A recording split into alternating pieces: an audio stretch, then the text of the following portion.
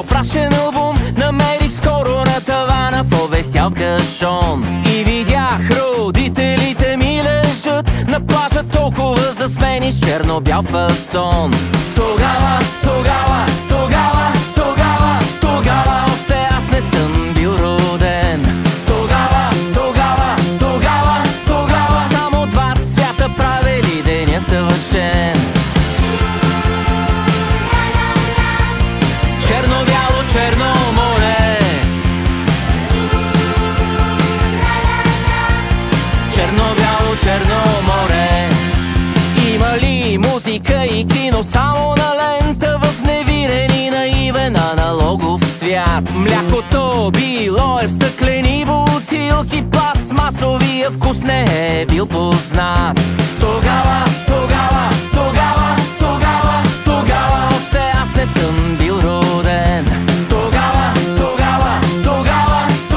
само два цвята правили деня съвършен.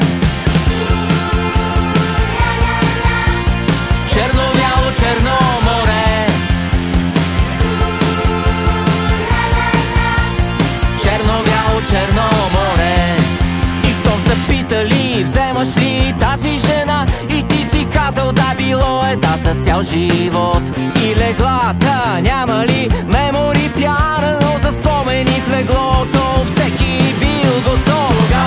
Тогава още аз не съм бил роден. Тогава само два цвята правили деня съвършен.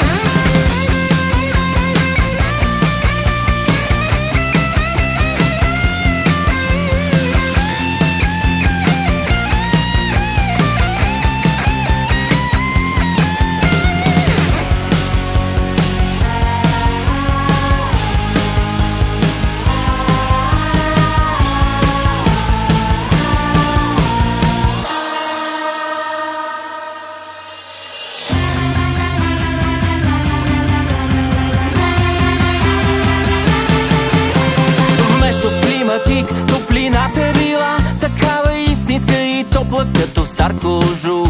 И на Коледа валял сняг, после на пролета била съвсем реална, с черно-бели щъркели и къщите били по-здрави и вечни, построени с камък и дърво и слама и кал. Ако в стена на пещера оставиш своя рисунка, ще остане по-задълго от компютърен файл. Тогава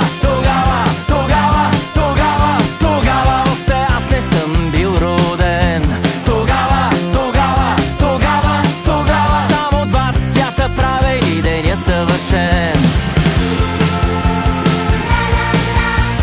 Черно-бяло, черно море,